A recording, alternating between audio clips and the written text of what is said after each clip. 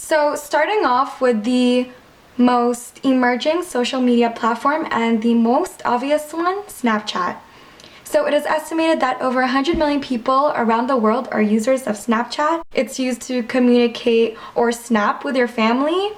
You can watch stories, which is essentially just videos or pictures that you can post on your story. So you can allow certain friends to see it, or you can let everyone, whoever has you on Snapchat. You can watch big events from around the world and even read things posted by publishers.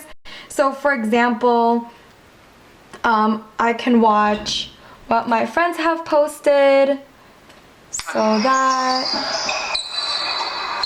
and then what they're doing. You can see what I'm posting, and then you can see things that are posted from around the world. So for example, explore the Greek islands.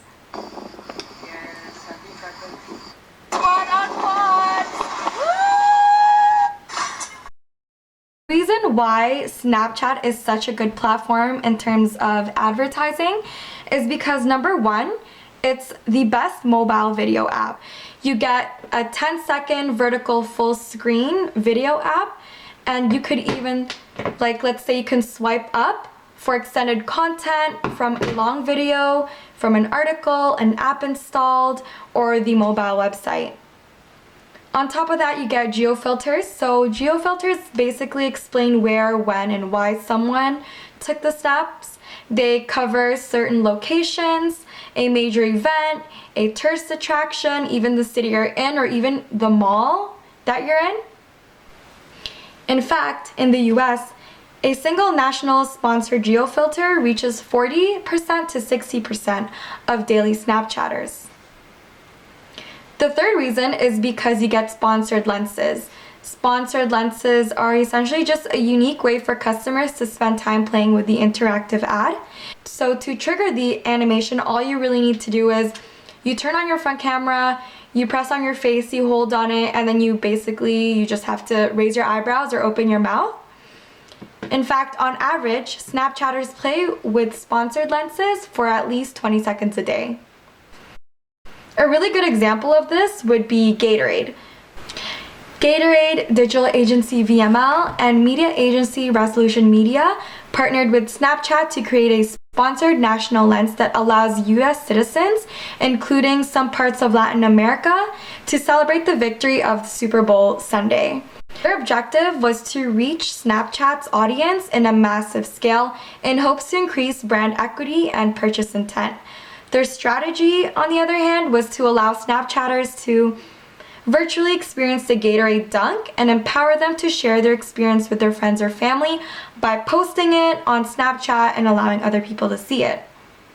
As a result, the Gatorade lens scored over 165 million views on Snapchat, and it actually created a ripple effect, appearing on every social media platform, including Facebook and Instagram. Although not quite a social media outlet, an emerging platform that is heavily integrated with advertising and social media is the much-hyped Pokemon Go. It is now considered the biggest mobile game, and it is the most downloaded app in App Store history. The game has generated 35 million revenue, and it's continuing to grow. Pokemon Go is even outperforming many popular social networks on the amount of time people spend on their app. As displayed, you'll be able to see on the graph. For those who aren't aware of this game, it uses augmented reality overlaid in real-world environment filled with Pokemon. The goal is to catch as many Pokemons and challenge local gyms. Important monuments and buildings have also taken the form of Pokestops, which allows users to stock up on items and also allows users to release lures, which attracts more Pokemon into that particular location. In the back end of the application, Pokemon requires that you provide full access to your device's GPS to track your location along with access to your camera and Google account. The success of Pokemon Go has resulted in providing a way for businesses to take advantage of location-based marketing.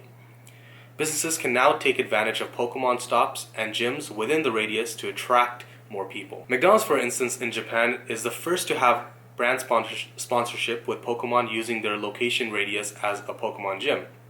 Features within the game like Pokemon lures, have in fact helped local business owners, like the one in Queens, New York.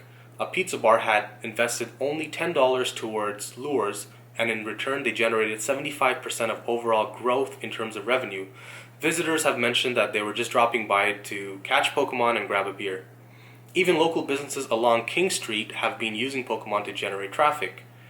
Many users are also posting content regarding Pokemon to various social platforms like Snapchat, Facebook, and even Instagram.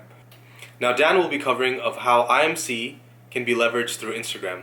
Instagram is an online social media platform that allows its users to post pictures, short videos, and has a direct message feature as well. As of today, Instagram now holds 400 million active users, with 90% of those users being under the age of 35. Engagements with brands on Instagram is 10 times higher than Facebook, 54 times higher than Pinterest, and 84 times higher than Twitter. 48.8% of brands are on Instagram as of today, and they're predicting in 2017 to have reached 70.7% of brands being on Instagram. And if we took only the top 100 brands in the entire world, 90% of those brands have an Instagram account. Instagram has a very effective platform, especially for marketers. This has given major advantages when it comes to advertising, and seeing that PR is continuously growing, and it makes it a lot easier for companies to reach their consumers with efficiency. So for example, I'm going to use the Roots contest on Instagram, where Roots Canada has an effective way of reaching their consumers, and specifically a recent contest that was held for Canada Day over Instagram. Consumers were to send in their own photos of themselves wearing the Roots apparel, and the overall photo representing Canada in the right way. And the winner was reposted on the Roots Instagram feed, as you guys are going to see in this photo right here.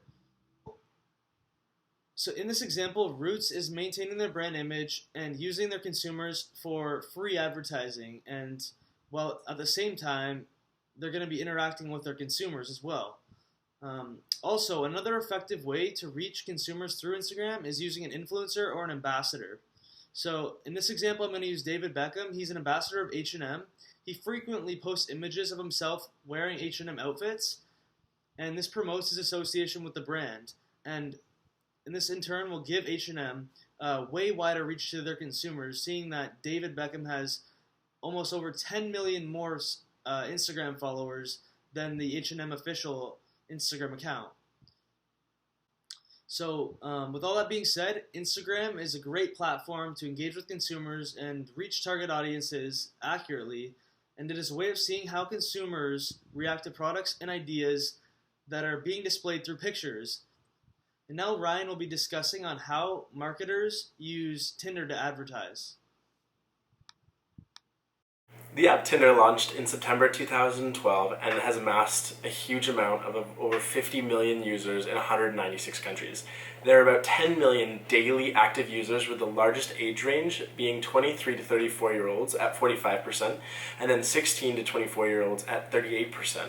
The app has been downloaded over 100 million times and has about 1.4 billion swipes per day. Of these users, 79% are millennials. Tinder is an online dating app that uses your GPS and Facebook to create a profile for you that includes your name, age, and interests. It aims to find and connect you with other Tinder users near you. People can select the age range, gender, and location-specific preferences to find matches. Many may use the app for friendship, new connections, dates, or hookups. Tinder is very picky when it comes to advertising and has only allowed a few parties to advertise directly on the apps.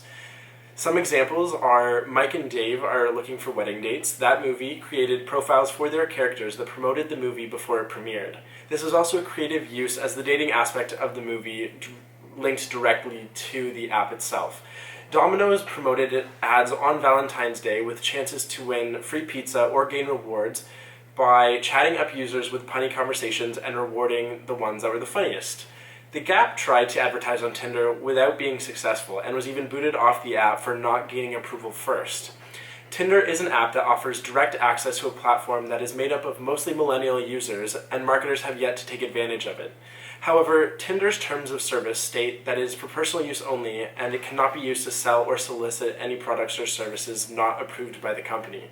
Marketers should take advantage of this partnership or use partnerships with this app or celebrities that use the app to create content that fits within the dating context that drives users with value and rewards for swiping right.